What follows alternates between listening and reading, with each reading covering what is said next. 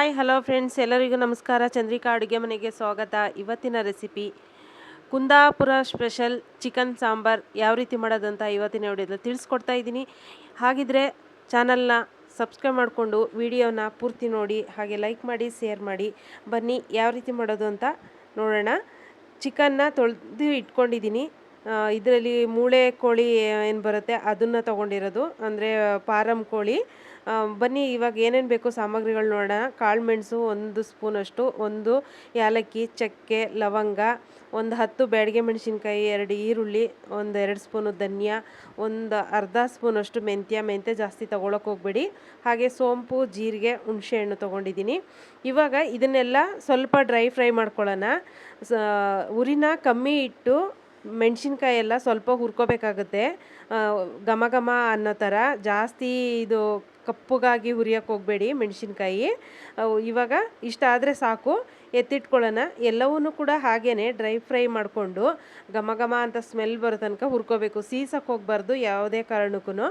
ಇದಕ್ಕೇನು ಸ್ವಲ್ಪ ಒಂದೇ ಒಂಚೂರು ಪಲಾವ್ ಎಲೆನೂ ಕೂಡ ಸೇರಿಸ್ತಾ ಇದ್ದೀನಿ. ಬ್ರೌನ್ ಕಲರ್ ಆದರೆ ಸಾಕು ನೋಡಿ, ಇಷ್ಟ ಆದರೆ ಸಾಕು. ಇವಾಗ ಹುರಿದಿರೋದು ರೆಡಿಯಾಗಿದೆ, ಕಾಣಿಸ್ತಾ ಇರ್ಬೋದು ನಿಮಗೆ ಎಷ್ಟು ಚೆನ್ನಾಗಿ ಕಲರಾಗಿ ಬಂದಿದೆ ಅಂತ. ಇದಕ್ಕೇ ಇವಾಗ ಈರುಳ್ಳಿ ಹಾಕಿ, 2 ಚಿಕ್ಕದು ಈರುಳ್ಳಿ ತೊಗೊಂಡಿದ್ದೀನಿ. ತುಂಬ ಜಾಸ್ತಿ ಈರುಳ್ಳಿ ತೊಗೊಳಕ್ಕೆ ಹೋಗಬೇಡಿ. 1 ಗೆಡ್ಡೆ ಬೆಳ್ಳುಳ್ಳಿ, ಸ್ವಲ್ಪ ಒಂದು ಅರ್ಧ ನಿಂಬೆಹಣ್ಣಷ್ಟು ಹುಣಸೆಹಣ್ಣು ತೊಗೊಂಡಿದ್ದೀನಿ.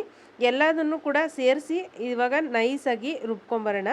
ರುಬ್ಬಿದಾಗಿದೆ ನೈಸಾಗಿ. ಎಷ್ಟು ನೈಸ್ ಆಗುತ್ತೋ ಅಷ್ಟು ನೈಸಾಗಿ ರುಬ್ಕೊಳ್ಳಿ.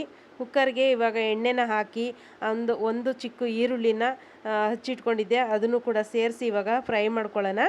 ಈರುಳ್ಳಿ ಫ್ರೈ ಆದಮೇಲೆ ಚಿಕನ್ನ ಸೇರಿಸಿ ನಾವು ಚಿಕನ್ನ ಚೆನ್ನಾಗಿ ಫ್ರೈ ಮಾಡ್ಕೋಬೇಕಾಗುತ್ತೆ. ನೀರಿನ ಅಂಶ ಎಲ್ಲ ಹೋಗೋವರೆಗೆ, ಹಸಿ ವಾಸನೆ ಹೋಗೋವರೆಗೆ ಚೆನ್ನಾಗಿ ಇದನ್ನು ಫ್ರೈ ಮಾಡ್ಕೊಳ್ಳೋಣ.